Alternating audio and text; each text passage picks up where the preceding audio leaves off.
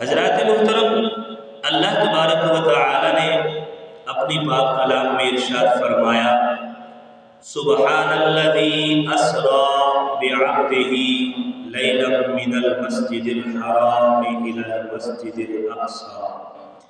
پاک ہے وہ ذات جس نے اپنے بندہ خاص کو رات کے تھوڑے سے حصے میں مسجد حرام سے مسجد اقصی تک سیر کروایا۔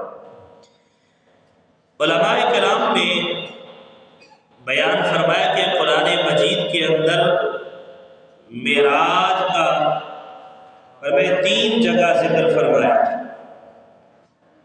ایک زمینی سیر ہے اور دوسری آسمانی سیر ہے، اور تیسرا معراج کے حوالے سے لوگوں کے لیے معراج کا آزمائش بننا، ان تین چیزوں کا اللہ تعالیٰ نے معراج کے حوالے سے قرآن پاک میں ذکر فرمایا۔ پہلی چیز، معراج کا لوگوں کے لیے آزمائش بننا۔ اللہ تعالیٰ نے قرآن پاک میں ارشاد فرمایا، وَمَا جَعَلْنَا الرُّؤْيَا الَّتِي أَرَيْنَاكَ إِلَّا فِتْنَةً لِلنَّاسِ۔ اے محبوب صلی اللہ علیہ وآلہ وسلم، ہم نے جو آپ کو یہ مشاہدات دکھائے ہیں، یہ ہم نے لوگوں کے لیے آزمائش بنا دیے ہیں۔ آزمائش کیوں بنائے؟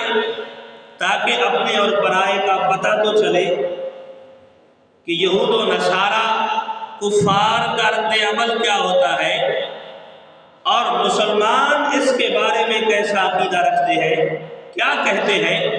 ایک آزمائش کے طور پر اس واقعے کو معجزہ معراج کو اللہ تعالیٰ نے بیان فرمایا، اور سب سے واضح ترین معراج کا ذکر جو میں نے آیت مبارکہ پڑھی سورہ بنی اسرائیل کی پہلی آیت، اللہ تعالیٰ نے اس کے اندر ذکر فرمایا، من المسجد الحرام الی المسجد الاقصی۔ اس آیت مبارکہ کے اندر زمینی سیر کا ذکر ہے، زمینی سیر کا ذکر ہے، اور لِنُرِيَهُ مِنْ آیَاتِنَا، تاکہ ہم آپ کو اپنی نشانیاں دکھائیں۔ اس سے آسمانی سیر کا اشارہ فرمایا، اور پھر اللہ تعالیٰ نے سورہ والنجم کے اندر بھی معراج کے متعلق کافی ساری آیتیں نازل فرمائیں، وَالنَّجْمِ إِذَا هَوَىٰ مَا ضَلَّ صَاحِبُكُمْ وَمَا غَوَىٰ وَمَا يَنطِقُ عَنِ الْهَوَىٰ إِنْ هُوَ إِلَّا وَحْيٌ يُوحَىٰ عَلَّمَهُ شَدِيدُ الْقُوَىٰ ذُو مِرَّةٍ فَاسْتَوَىٰ۔ یہ ساری اللہ تعالیٰ نے ان آیات کے اندر معراج کے واقعے کا تذکرہ فرمایا، اور اللہ تعالیٰ نے اپنے نبی علیہ السلام کو یہ معجزہ عطا فرمایا۔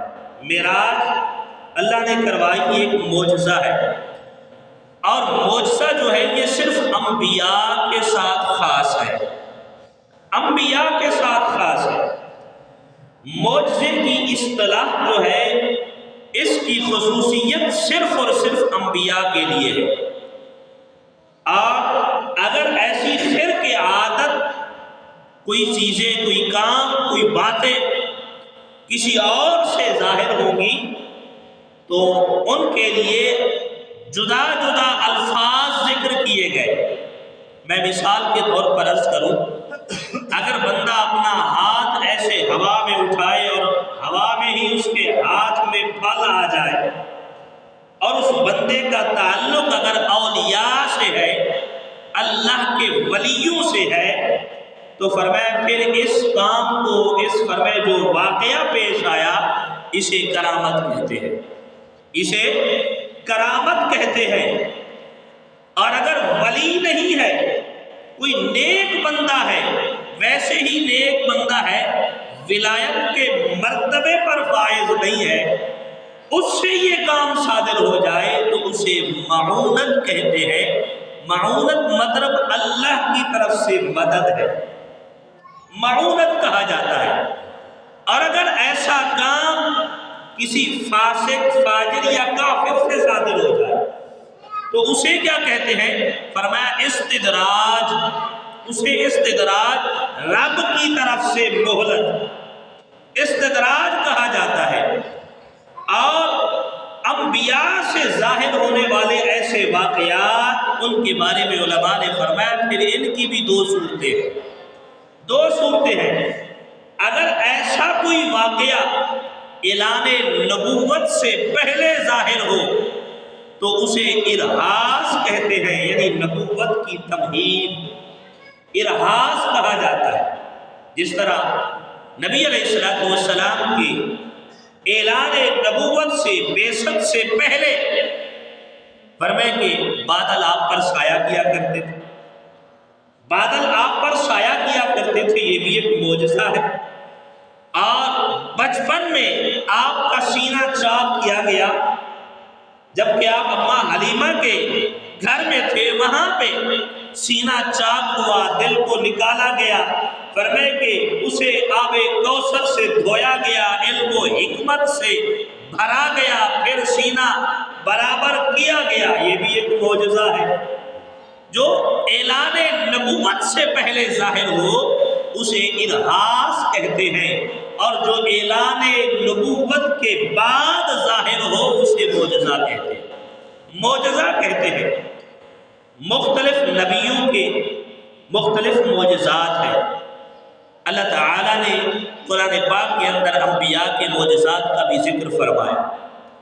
حضرت عیسیٰ علیہ نبینا علیہ السلام ان کے معجزات کا تذکرہ کرتے ہوئے رب العالمین نے تیسرے پارے سورہ آل عمران کی آیت نمبر 49 میں ذکر فرمایا کہ انی اخلق لکم من الطین کہیئۃ الطیر۔ اب یہ بات کلام تو رب کا ہے، یہ بات کون کر رہے ہیں؟ عیسیٰ علیہ السلام، کہ میں بناتا ہوں تمہارے لیے مٹی سے پرندے کی صورت، پرندے کی شکل جیسا، فرمائے کہ پرندہ مٹی سے بناتا ہوں، فَأَنفُخُ فِيهِ فَيَكُونُ طَيْرًا بِإِذْنِ اللَّهِ، فرمائے پھر میں اس میں پھونک مارتا ہوں تو اللہ کے حکم سے پرندہ بن کے اڑ جاتا ہے۔ یہ اللہ کے نبی کا معجزہ ہے۔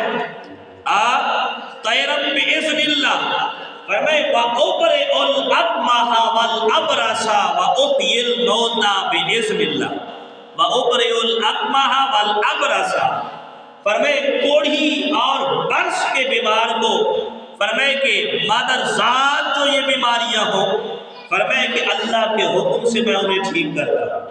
یہ اللہ کے نبی کا معجزہ ہے۔ وَأُحْيِي الْمَوْتَى بِإِذْنِ اللَّهِ، اور اللہ کے حکم سے مردوں کو زندہ کرتا ہوں، یہ بھی اللہ کے نبی کا معجزہ ہے۔ وَأُنَبِّئُكُم بِمَا تَأْكُلُونَ وَمَا تَدَّخِرُونَ فِي بُيُوتِكُمْ، اور میں تمہیں خبر دیتا ہوں جو کچھ تم کھا کے آئے ہو، جو کچھ گھروں میں جمع کر کے آئے ہو، فرمائے ان سب کی خبریں میں تمہیں دیتا ہوں۔ اللہ نے یہ معجزات دیے عیسیٰ علیہ نبینا علیہ السلام، عیسیٰ علیہ السلام کو یہ معجزات ملے، اور موسیٰ علیہ السلام کو بھی اللہ نے معجزات عطا فرمائے۔ ایک ید بیضا، اللہ نے قرآن میں فرمایا قال ان كنت جئت بآیۃ فات بها ان كنت من الصادقین، فرعون نے کہا تھا اے موسیٰ اگر تم سچے ہو تو پھر کوئی نشانی لے کر آؤ۔ فَأَلْقَى عَصَاهُ فَإِذَا هِيَ ثُعْبَانٌ مُبِينٌ، پھر ہم نے کہا موسیٰ اپنے سوٹے کو ڈالو، عصا کو ڈالو زمین پہ، فرمائے کہ وہ بہت بڑا اژدہا بن گیا۔ یہ اللہ کے نبی کا معجزہ۔ موسیٰ علیہ السلام دیکھ کر گھبرائے، اللہ نے فرمایا میرے نبی گھبرانا نہیں ہے، اب اسے پکڑو پھر ہم سوٹا بنا دیں، پھر ہم عصا بنا دیں۔ فرمائے کہ وَنَزَعَ يَدَهُ فَإِذَا هِيَ بَيْضَاءُ لِلنَّاظِرِينَ، موسیٰ علیہ السلام ہاتھ ایسے اندر ڈالتے، فرمائے کہ پھر جب باہر نکالتے اس کی چمک ایسے ہوتی، فرمائے جیسے سورج کی چمک ہوتی، سورج کی چمک۔ یہ معجزات اللہ نے حضرت موسیٰ علیہ السلام کو عطا فرمائے۔ حضرت داؤد علیہ السلام کا معجزہ، فرمائے اللہ تبارک و تعالی نے ان کے لیے پرندے اور پہاڑ مسخر فرما دیے تھے۔ حضرت داؤد علیہ السلام جب تورات شریف کی تلاوت کرتے، پرندے اڑ رہے ہوتے رک جاتے، اور آپ جب اللہ کی تسبیح کرتے، تو پرندے اور پہاڑ مل کر آپ کے ساتھ تسبیح کیا کرتے تھے۔ اللہ تبارک و تعالی نے قرآن میں فرمایا وَسَخَّرْنَا مَعَ دَاوُودَ الْجِبَالَ يُسَبِّحْنَا وَالطَّيْرَ وَكُنَّا فَاعِلِينَ۔ فرمائے جس طرح آپ تسبیح کرتے تھے پرندے بھی اور پہاڑ بھی آپ کے ساتھ فرمائے کہ تسبیح کیا کرتے تھے۔ یہ اللہ نے داؤد علیہ السلام کو معجزہ عطا فرمایا۔ سلیمان علیہ السلام کا معجزہ، اللہ نے آپ کے لیے ہوا کو مسخر فرما دیا۔ آپ کا جو تخت تھا فرمائے کہ علماء نے لکھا کہ اس پر 3 لاکھ کرسیاں تھیں، اتنا بڑا تخت، اور ہوا کو حکم دیتے ہوا اسے اٹھاتی اور لے کر چلتی۔ ہوا، یہ ہوا کو مسخر کیا اللہ نے سلیمان نبی کے لیے۔ یہ آپ کا معجزہ تھا۔ کئی مہینوں کا سفر چند لمحات میں طے کر لیا کرتے، تھوڑے وقت میں طے کیا کرتے۔ یہ آپ کا معجزہ ہے۔ آپ فرمائے جنات آپ کی محفل میں مجلس میں بیٹھا کرتے، پرندے آپ کی محفل میں بیٹھا کرتے۔ ہد پرندے کا نام سنا، یہ حضرت سلیمان نبی کے لیے خبریں لایا کرتا تھا۔ اللہ نے یہ معجزات دیے اپنے نبیوں کو۔ ابراہیم علیہ السلام کے لیے بھی معجزات دیے۔ فرمائے کہ اللہ نے سارے نبیوں کو معجزات دیے، کسی کو 2 معجزے دیے، کسی کو 3 دیے، کسی کو 10 دیے۔ فرمائے پر جب باری آئی آمنہ کے لال کی، اللہ نے اپنے نبی کو جتنے معجزے سارے نبیوں کو دیے، فرمائے ان سب کو بھی اور ان سے بڑا کر بھی اللہ نے اپنے محبوب کو عطا فرمایا۔ کہا نا حسن یوسف دم عیسیٰ ید بیضا داری، حسن یوسف دم عیسیٰ ید بیضا داری، آنچ خوباں ہما دارند تو تنہا داری۔ فرمائے یہ سارے معجزے عطا کیے سارے نبیوں کو، اللہ نے ان سب معجزوں کو اکٹھا کر کے اپنے محبوب کو عطا فرمایا، محبوب علیہ السلام کو عطا فرمایا۔ اور ایک کیفیت تو یہ ہے معجزات دیے اللہ نے نبیوں کو، اور پھر فرمائے کہ معجزے کی کیفیت میں بھی فرق رکھا۔ فرمائے کہ فرق ہے، اس طرح ایمان کے حوالے سے ہمارا یہ عقیدہ ہے کہ تمام نبیوں پر ایمان لانا فرمائے یہ ضروری ہے، فرض ہے، اور اگر کوئی کسی نبی کا انکار کرے گا مسلمان نہیں ہوگا۔ مراتب کے حوالے سے اللہ نے ان کی فضیلتیں بیان فرمائی ہے، اور معجزے کی کیفیت کے اعتبار سے بھی فرمائے کہ یہ مراتب اس کے اللہ نے قرآن میں بیان فرمائے۔ اب معجزے کی کیفیت کیا ہے میں عرض کروں۔ اللہ تبارک و تعالیٰ کے نبی حضرت موسیٰ علیہ السلام، آپ کی قوم نے کہا اے اللہ کے نبی ہم پیاسے ہیں، پانی چاہیے، پانی چاہیے۔ اللہ نے قرآن میں ذکر فرمایا وَإِذِ اسْتَسْقَىٰ مُوسَىٰ لِقَوْمِهِ فَقُلْنَا اضْرِب بِّعَصَاكَ الْحَجَرَ۔ قوم نے پانی مانگا تو پھر موسیٰ علیہ السلام نے اپنا عصا اٹھایا اور پتھر پہ مارا۔ فرمائے کہ 12 چشمے جاری ہوئے، ہر گروہ نے اپنے اپنے چشمے کو پہچان لیا، پانی پیا۔ اور یہ کائنات کے اندر یہ فطرت ہے، یہ فطرت ہے۔ فرمایا کہ پتھر سے پانی نکلا کرتا ہے، اور یہ اللہ کے نبی کا عظیم معجزہ تھا۔ ایک سوکھی لکڑ کو مارا پتھر کے اوپر، پانی کے چشمے جاری ہو گئے۔ یہ اللہ کے نبی کا عظیم معجزہ تھا۔ پر فرمائے کہ اگر نگاہ دوڑائیں مدینے کی طرف، حدیبیہ کا مقام ہے، فرمائے کہ حضور پاک صلی اللہ علیہ وآلہ وسلم کے سامنے پانی کی ایک مشک تھی چمڑے کی، اس میں تھوڑا سا پانی تھا۔ رحمت والے نبی صلی اللہ علیہ وآلہ وسلم فرمائے آپ اس سے وضو فرما رہے ہیں۔ حضرت جابر بن عبداللہ رضی اللہ تعالیٰ عنہ فرماتے ہیں کہ صحابہ فرمائے حضور کی طرف دوڑے۔ میرے قریب آقا نے فرمایا تمہیں کیا ہو گیا ہے، سارے ادھر دوڑ رہے ہو؟ عرض کی آقا فرمائے پانی ختم ہو گیا ہے، پانی ختم ہو گیا ہے، ہمارے پاس پانی نہیں ہے۔ اور نبی علیہ السلام نے فرمایا کہ اور کچھ بھی نہیں ہے یا رسول اللہ، یہی پانی ہے جس سے آپ وضو فرما رہے ہیں، وضو فرما رہے ہیں۔ میرے قریب آقا نے فرمایا اچھا آپ نے اپنی انگلیاں ایسے رکھی، اسی مشہد کے اندر آپ نے انگلیاں رکھی اور اللہ نے چشمے جاری فرما دیے۔ پانی آیا، سارے صحابہ نے پانی پیا بھی صحیح، وضو بھی کیا، فرمایا اپنی مشکیں بھی بھری، جانوروں کو بھی پلایا۔ حضرت جابر سے کسی نے پوچھا جابر تم لوگ کتنے تھے جو رسول اللہ کی انگلیوں سے پانی نکلا اور تم نے پانی پیا، کتنے بندے تھے؟ کہا اگر ہم 1,00,000 بھی ہوتے نا تو یہ پانی کافی تھا۔ فرمایا ہم تو صرف 1500 تھے، فرمایا پھر بھی یہ پانی کافی تھا۔ فرمایا انگلیاں ہیں فیض پر ٹوٹے ہیں، فرمایا پیاسے جھوم کر، فرمایا ندیاں پنجاب رحمت کی ہیں جاری واہ واہ۔ اللہ نے اپنے نبی کے، اپنے محبوب کے معجزے کی اس کیفیت کو اس انداز سے بیان فرمایا۔ فرمایا دنیا کی فطرت ہے پتھر سے پانی نکلتا ہے، پر کوئی ہے ایسا آمنہ کے لال جیسا جو انگلیوں سے بھی چشمے جاری کر کے دکھائے۔ یہ اللہ نے اپنے نبی کو معجزے کی جو کیفیات عطا فرمائی ہے ان کا بھی فرمائے انداز نرالا ہے۔ اور سامعین محترم، اللہ تعالیٰ نے انبیاء کو بھی، باقی نبیوں کو بھی معراج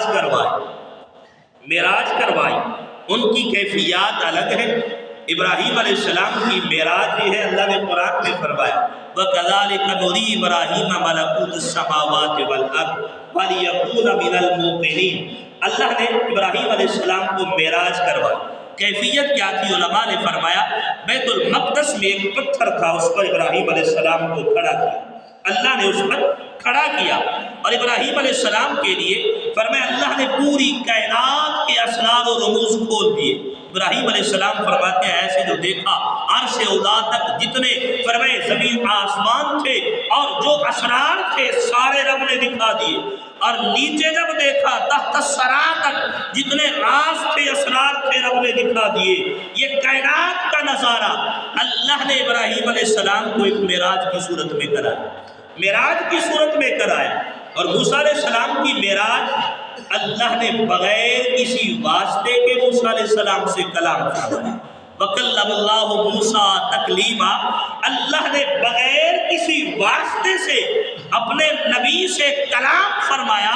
یہ موسیٰ علیہ السلام کی معراج ہے، پر معراج مصطفیٰ کا انداز ہی نرالا ہے۔ فرمائے کسی کو فرمائے طور سینا پہ بلا کے صرف کلام کیا معراج کروائی، اور کسی کو بیت المقدس کے پتھر پہ کھڑا کر کے فرمائے معراج کروائی۔ پر جب باری آئی آمنہ کے لال کی، کہا محبوب، فرمائے محبوب تو پھر محبوب ہوتے ہیں نا، معراج ایسے نہیں ہوگی۔ حضور فرماتے ہیں، اب حضور کے معراج کا تذکرہ اعلیٰ فرماتے ہیں عرش پر تازہ چھیڑ چھاڑ، فرش پر یہ طرفہ دھوم دھام، کان جدھر لگائیے تیری ہی داستان ہے۔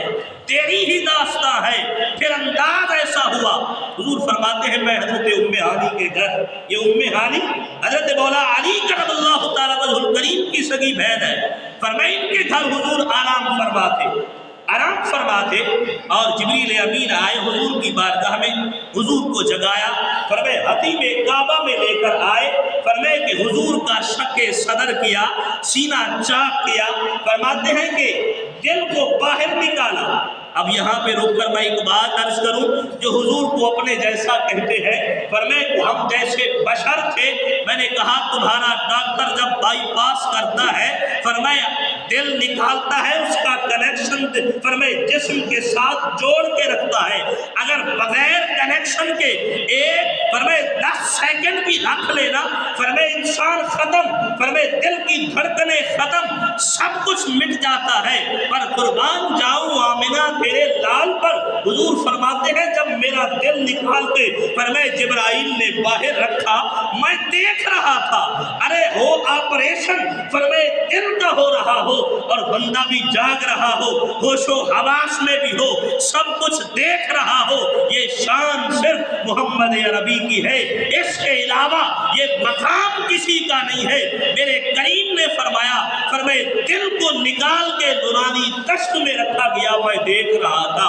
پھر جبرائیل نے علم و حکمت کے نور کے تشت بھر بھر کے اندر ڈالے، اور فرمائے پھر دل کو جوڑا، سینے پہ ہاتھ پھیرا، برابر کر دیا۔ فرماتے ہیں کہ پھر رسول اللہ صلی اللہ علیہ وآلہ وسلم کو فرمائے انوار و تجلیات میں لایا ہوا امامہ سر پہ سجایا گیا، اور فرمائے پھر براق سواری لائی گئی حضور کے سامنے۔ میرے کریم آقا صلی اللہ علیہ وسلم براق کے رکاب میں پیر رکھنے لگے تو وہ بھی اچھل کود پڑا۔ فرمائے کہ اور کہتے ہیں عشق و مستی میں جھوم اٹھا۔ میرے کریم آقا نے فرمائے کہ پیر رکھا ہی تھا، جبرائیل نے چھڑکا، کہا اے براق تجھے معلوم نہیں ہے، فرمائے رب کے حبیب ہے، رب کے محبوب ہے، تمام انبیاء کے امام ہے، تجھ پر سوار ہونے والے اور تو اچھل رہا ہے۔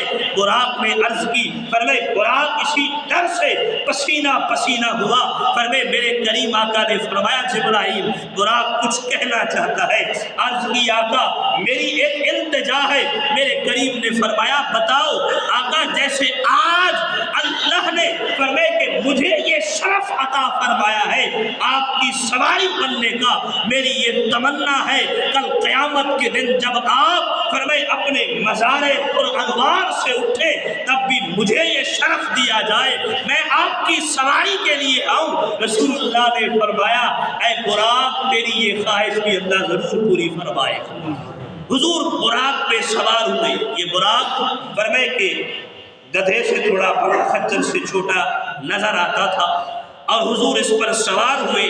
تیز رفتاری کا عالم یہ تھا جہاں نگاہ پڑتی تھی وہیں پہ اگلا قدم ہوتا، اگلا قدم ہوتا۔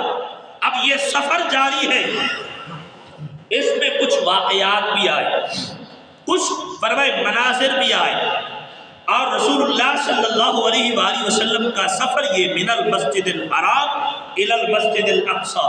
حضور فرماتے ہیں کہ سواری چل رہی تھی، دائیں طرف جبرائیل ہے، بائیں طرف میکائیل ہے، حضور چل رہے ہیں، سواری بڑی تیز رفتاری سے جا رہی ہے۔ ایک مقام آیا، جبرائیل نے عرض کی یا رسول اللہ یہاں ٹھہریے ٹھہریے۔ میرے کریم آقا نے فرمایا کہ سواری رکی، میں نیچے اترا، جبرائیل نے عرض کی یا رسول اللہ اس مقام پہ 2 رکعت نماز ادا کیجیے۔ میں نے پوچھا جبرائیل یہ کون سا مقام ہے؟ عرض کی یا رسول اللہ جب آپ ہجرت کر کے آئیں گے فرمائے کہ یہ مدینہ کی جگہ ہے، یہ آپ کی ہجرت گاہ ہے، یہاں پہ 2 رکعت نماز پڑھیے۔ میرے کریم آقا نے فرمایا نماز پڑھی، پھر آگے چلے، فرمائے ایک مقام آیا، فرمائے جبرائیل نے پھر عرض کی یا رسول اللہ یہاں پہ رکیے، 2 رکعت نماز ادا کیجئے۔ میں نے پوچھا جبرائیل یہ کون سا مقام ہے؟ عرض کی یا رسول اللہ فرمائے یہ طور سینا ہے جس پہ کھڑے ہو کے موسیٰ کلیم اللہ نے اللہ سے ہم کلام ہوئے، فرمائے یہ وہ جگہ ہے۔ رسول اللہ نے 2 رکعت نماز ادا کی، پھر آگے سفر جاری ہوا، اور حضور فرماتے ہیں کہ پھر ایک مقام آیا، جبریل امین نے عرض کی یا رسول اللہ فرمائے یہاں پہ رکیے، نماز ادا کیجئے۔ میں نے پوچھا جبرائیل یہ کون سی جگہ ہے؟ عرض کی یا رسول اللہ یہ بیت اللحم والی جگہ ہے جہاں پہ حضرت عیسیٰ علیہ السلام پیدا ہوئے، یہ ان کی ولادت گاہ ہے، اللہ کے نبی نے وہاں پہ بھی نماز پڑھی۔ پھر بیت المقدس آیا، فرمائے سارے نبی انتظار میں بیٹھے ہیں، حضرت جبریل امین آئے، فرمائے کہ سارے انبیاء کو بتایا رسول اللہ آ گئے ہیں، سارے نبی استقبال کے لیے کھڑے ہیں، مرحبا یا مصطفیٰ، مرحبا یا مصطفیٰ کے نعرے لگے ہیں، سارے نبی کھڑے ہیں۔ اور فرمائے حضرت یوسف علیہ السلام جن کے بارے میں اللہ کے محبوب علیہ السلام فرماتے ہیں اللہ نے پوری کائنات کا حسن جو ہے 10 حصوں میں تقسیم کیا، 9 حصے یوسف علیہ السلام کو دیے، 1 حصہ فرمائے پوری کائنات میں تقسیم کیا۔ آج یہ کائنات میں جو حسن کے نظارے نظر آتے ہیں یہ حسن ازل کی ایک جھلک ہے، اور فرمائے 9 حصے تو یوسف علیہ السلام کو ملے، وہ تو بڑے اپنے آپ پہ فرمائے یوسف علیہ السلام اللہ کے نبی ہیں، کائنات کا حسن جو یوسف علیہ السلام کو ایک دفعہ دیکھ لیتا فرمائے 40 دن تک بھوک مٹ جایا کرتی تھی۔ یہ حسن یوسف کا کمال تھا، پر جب آئے نا مصطفیٰ کریم فرمائے بیت المقدس کے اندر، اور فرمائے پھر کیفیت کیا ہوئی؟ یوسف علیہ السلام نے بڑے تذکرے سنے، کہنے لگے، فرمائے کہ بڑا نام سنا ہے، بڑے تذکرے سنے ہیں، بڑے حسن و جمال کی داستان انبیاء بیان کرتے آئے ہیں، آج دیکھوں تو صحیح کیسا حسن ہے۔ فرماتے ہیں جب انبیاء کھڑے تھے تو یوسف علیہ السلام نے ایسے نگاہ دوڑا کے دیکھا، حضور کے زلف کا ایک کنڈل نظر آیا۔ فرمائے کہ انبیاء سوالات کا وہ پیش نبی تھے، اور فرمائے یوسف علیہ السلام جب رسول اللہ کو دیکھا تو پھر کیا ہوا؟ شاعر نے اپنے انداز میں بیان کیا، فرمائے معراج دی شب اقصا دے وچ بن جڑتے یوسف آ بیٹھے، دے کنگھی ونگریاں والا کو اکھ دھار کجلدی پا بیٹھے، وہ سمجھے آیا مصر بیٹھا، ہن مصری ہاتھ کٹوا بیٹھے، لجپال ظفر جدا اقصا آئے وہ یوسف انگلیاں پا بیٹھے۔ کہا یہ محبوب کے ایک زلف کا کنڈل اتنا سونا ہے، یہ آمنہ کا نال پورا کتنا سونا ہوا۔ اللہ کے نبی نے پھر تمام انبیاء کی امامت کروائی، اور میں اگر یہ لفظ کہوں نا، کائنات کے اندر پوری ازل سے لے کر ابد تک ایسی باجماعت نماز نہ کبھی ہوئی ہے، اس سے پہلے نہ کبھی ہوگی، جس میں امام الانبیاء ہے اور مقتدی سارے نبی ہیں۔ فرمائے کہ آدم سے لے کر عیسیٰ روح اللہ تک سارے نبی مقتدی بن کے کھڑے ہیں۔ رسول اللہ صلی اللہ علیہ وآلہ وسلم نے یہاں پہ انبیاء کو نماز پڑھائی، اور اس کے بعد مختلف انبیاء نے خطبے ارشاد فرمائے، اور فرمائے کہ امام الانبیاء صلی اللہ علیہ وسلم نے بھی خطبہ ارشاد فرمایا، اور پھر یہ سفر آگے فرمائے کہ جاری ہوا۔ مسجد اقصیٰ سے پھر پہلے آسمان پر حضرت آدم علیہ السلام سے ملاقات ہوئی۔ پہلے آسمان پہ آدم علیہ السلام، دوسرے آسمان پہ پہنچے تو فرمایا کہ اللہ کے نبی وہاں پہ بھی تشریف فرما ہے۔ دوسرے آسمان پہ نبی الانبیاء صلی اللہ علیہ وآلہ وسلم فرماتے ہیں کہ وہاں پہ حضرت عیسیٰ علیہ السلام سے ملاقات ہوئی، اور اسی طرح نبی پاک صلی اللہ علیہ وآلہ وسلم فرماتے ہیں ہر نبی کے ساتھ فرمائے کہ آسمان پہ ملاقاتیں ہوتی رہی، کہیں پہ ادریس علیہ السلام سے ملاقات، کہیں پہ موسیٰ علیہ السلام سے، کہیں پہ حضرت ہارون علیہ السلام سے، ساتویں آسمان پہ ابراہیم علیہ السلام سے ملاقات۔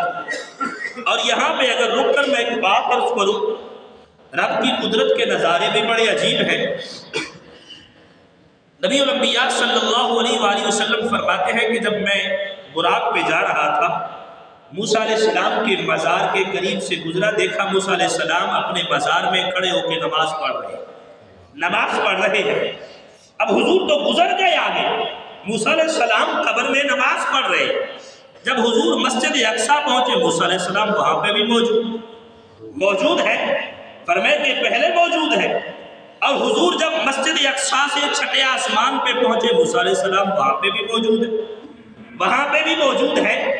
تو اب فرمائے کہ یہاں پہ آ کے عقل نے سوچا، فرمائے یہ کیسا نظارہ ہے، موسیٰ علیہ السلام قبر میں بھی موجود ہے، مسجد اقصیٰ میں بھی موجود ہے، فرمائے چھٹے آسمان پہ بھی موجود ہے، اسی طرح آدم علیہ السلام مسجد اقصیٰ میں بھی ہے، پہلے آسمان پہ بھی ہے، فرمائے کہ یوسف علیہ السلام مسجد اقصیٰ میں بھی ہے، دوسرے آسمان پہ بھی ہے، حضرت ہارون علیہ السلام مسجد اقصیٰ میں بھی ہے، فرمائے پانچویں آسمان پہ بھی ہے، ابراہیم علیہ السلام مسجد اقصیٰ میں بھی موجود، اور فرمائے ساتویں آسمان پہ بھی موجود۔ مولا یہ کیسا نظارہ ہے، تیرے نبی یہاں پہ وہاں تک کیسے پہنچے؟ اللہ نے یہ بات بتائی، فرمایا جس کے عقل کے پردے بند ہیں، فرمایا وہ کھول کے سنے، فرمایا جو اپنے ہوتے ہیں نا، فرمایا جو پیارے ہوتے ہیں، جو قریبی ہوتے ہیں، فرمایا ان کے لیے قانون بھی الگ ہوتے ہیں، نظام بھی الگ ہوتے ہیں، فرمایا نظارے بھی الگ ہوتے ہیں۔ اگر یہ کام اللہ کرے اپنی قدرت سے، فرمایا تو کون اس کا انکار کر سکتا ہے؟ اللہ نے کہا جو میرے پیارے ہیں ان کو یہ طاقت میں نے دی ہے، ایک وقت میں کئی مقامات پہ ہونا، فرمائے یہ عظیم معجزہ ہے، پر یہ طاقت میں رب کی ہے جو میں نے ان کو عطا فرمائی ہے۔ لوگ تو اولیاء کے فرمائے کہ کرامات پہ انکار کر بیٹھتے ہیں نا، اسی کرامت کا دوسرا نام معجزہ ہے اگر نبی سے ظاہر ہو۔ اور یہی بات حضرت شیخ بہاؤالدین زکریا ملتانی کی میں نے کئی مرتبہ عرض کی۔ رمضان المبارک کا مہینہ تھا، گورنر ملتان آیا، وہ کرامت کا انکاری تھا، اللہ کے ولی کی کرامت کو مانتا نہیں تھا کہ یہ ایسے فرمے کے پیروں کے بنائے ہوئے ڈھگوسلے ہیں، اس کا حقیقت سے کوئی تعلق نہیں ہے۔ اس نے کہا آج حضرت میں روزہ آپ کے ساتھ افطار کروں گا۔ میں فرمایا ٹھیک ہے بیٹھ جاؤ۔ اتنے میں ایک صاحب آئے، کہنے لگے حضور آج میرے گھر میں دعوت ہے، روزہ میرے پاس افطار کرنا۔ آپ فرمایا ٹھیک ہے۔ علماء نے لکھا کہ 10 لوگ آئے، آپ نے سب سے کہا روزہ میں آپ کے پاس۔ اب یہ دل ہی دل میں سوچ رہا تھا بڑے بنتے ہیں ولی، کتنا جھوٹ بول دیا، مجھے کہا آپ کے ساتھ کریں گے، 10 لوگوں کو کہا آپ کے ساتھ کریں گے۔ فرمایا کہ روزہ ٹائم ہو گیا، حضرت وہیں پہ بیٹھے ہیں، گورنر کے ساتھ بیٹھے ہیں، روزہ وہیں پہ افطار کیا۔ اب دل ہی دل میں خوش ہو رہا تھا، ابھی لوگ آئیں گے میں ان کا مذاق اڑاؤں گا۔ اس نے اپنے سپاہی دوڑا دیے، کہا جاؤ جب یہ لوگ آئیں تو ان کا پتہ کرنا۔ جب وہ 10 لوگ آئے نماز کے لیے تو سب سے پوچھا گیا، سب نے کہا حضرت تو ہمارے گھر تھے۔ وہ کہنے لگا نہیں حضرت تو ہمارے گھر تھے، حضرت تو ہمارے گھر آئے تھے۔ گورنر حیران ہوا، حضرت آپ تو یہاں پہ ہیں، ان 10 لوگوں کے گھر کیسے گئے؟ کہا یہی تو ولی کی ایک کرامت ہے، اللہ جب چاہے فرمائے یہ طاقت عطا فرما دیتا ہے، ایک جگہ پہ ہوتے ہوئے فرمائے 10 مقامات پہ جا سکتے ہیں۔ جب حضور کے ادنا سے ایک غلام کو اللہ یہ طاقت دے دیتا ہے تو خود سوچئے جب ہو اللہ کا محبوب تو اللہ نے اس کو کتنی طاقت دی ہوگی، کتنی طاقت دی ہوگی۔ اور سامعین محترم، نبی الانبیاء صلی اللہ علیہ وسلم فرماتے ہیں سدرہ سے آگے پھر جنت کے مشاہدات کروائے گئے۔ فرمایا جنت میں میں نے صحابہ کے جنتی محل دیکھے، صدیق اکبر کا محل دیکھا، اس کی دیواریں ریشمی فرمائے کہ پردوں سے سجی ہوئی تھی۔ میں نے پوچھا یہ کس کا محل ہے؟ عرض کی گئی یا رسول اللہ یہ ابو بکر صدیق کا ہے۔ فرمائے ایک محل دیکھا بڑا عالی شان تھا، میں نے پوچھا یہ محل کس کا؟ کہا عمر فاروق کا ہے۔ نبی سے فرماتے میں نے عمر سے کہا عمر تیری غیرت کی وجہ سے میں تیرے محل کے اندر نہیں گیا۔ حضرت عمر کی آنکھوں سے آنسو آ گئے، یا رسول اللہ کہ میں آپ پر بھی کوئی غیرت کروں گا؟ فرمائے کہ حضور نے اپنے صحابہ کے جنت میں محل دیکھے، اور حضور فرماتے ہیں میں جنت میں ہی تھا، جنت میں ہی تھا، وہیں سے پردے ہٹا کے جہنم کا بھی مشاہدہ کروایا گیا، مشاہدہ کروایا گیا۔ نبی الانبیاء صلی اللہ علیہ وسلم فرماتے ہیں میں نے کچھ لوگوں کو دیکھا جہنم میں، اللہ نے ان کے پیٹ اتنے بڑھا دیے جتنا بڑا کمرہ ہوتا، اتنا بڑے کمرے جتنا، اور ان کے اندر سانپ نظر آتے تھے، سانپ نظر آتے تھے، یہ عذاب تھا۔ میں نے پوچھا یہ کون لوگ ہیں؟ عرض کی یا رسول اللہ صلی اللہ علیہ وسلم یہ سود کھانے والے ہیں، یہ سود کھانے والے ہیں، ان کا انجام یہ ہے، ان کا انجام یہ ہے۔ اس پر بہت مرتبہ بات ہو چکی کتنا بڑا گناہ ہے۔ آج کوئی بندہ یہ کہے کہ مجھے نہیں معلوم، فرمائے جھوٹ بولتا ہے۔ فرمائے کہ آج ہر بندے کو پتا ہے کہ فرمائے سود حرام ہے، اور آج کتنی شرم کی بات یہ ہے کہ بینک کے اندر جائیں نا، بینکوں کے اندر وہاں پہ سود کو پرافٹ کا نام دیا جاتا ہے۔ کون سا اکاؤنٹ کھلوانا ہے؟ پرافٹ والا۔ فرمائے کہ جو پیسے دے رہے ہیں اوپر یہ سود ہے، اور اس کو ہم نے پرافٹ کا نام دے کے لوگوں کو بیوقوف بنانا چاہتے ہیں۔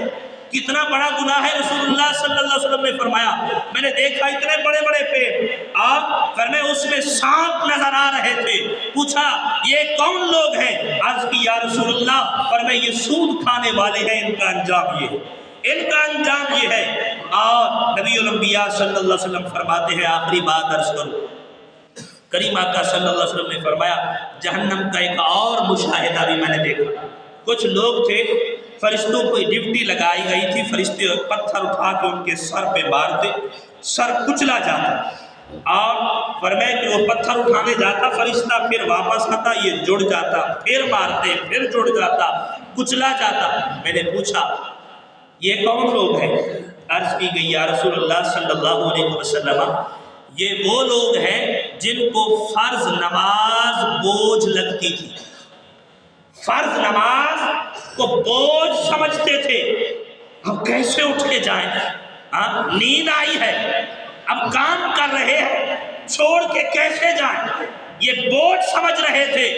دنیا کے اندر فرض نماز کو اللہ نے کہا یہ فرض نماز کو بوجھ سمجھنے والوں، فرمائے قیامت والے دن تمہارا بوجھ اس انداز سے اتارا جائے گا۔ خدارا آج موقع ہے، اگر نمازیں رہ گئی ہیں تو ان کی قضا کرے، اور آئندہ سے اپنے دل میں یہ تہیہ کرے کہ آئندہ ہماری نماز نہیں رہے گی۔ میں اکثر یہ کہا کرتا ہوں آج اولاد نماز نہیں پڑھتی، فرمائے باپ کو پرواہ ہی نہیں ہے، اس بات کی فکر ہی نہیں ہے۔ فرمائے کل قیامت کے دن جب رب پوچھے گا بتا تیری اولاد نماز نہیں پڑھتی تھی، فرمائے کہ تو نے کبھی ان کو نماز کا حکم دیا تھا؟ رسول اللہ نے تو کہا جب بچہ 10 سال کا ہو جائے نماز نہ پڑھے مار کے نماز پڑھواؤ، اور ہم ہیں کہ اس بات کی پرواہ ہی نہیں ہے کہ بچے ہیں اب سو رہے ہیں، اب ان کو کیسے جگائیں؟ فرمائے کہ اور تھوڑی دیر میں تو پھر سکول جائیں گے، فرمائے ان کی نیند پوری نہیں ہوگی۔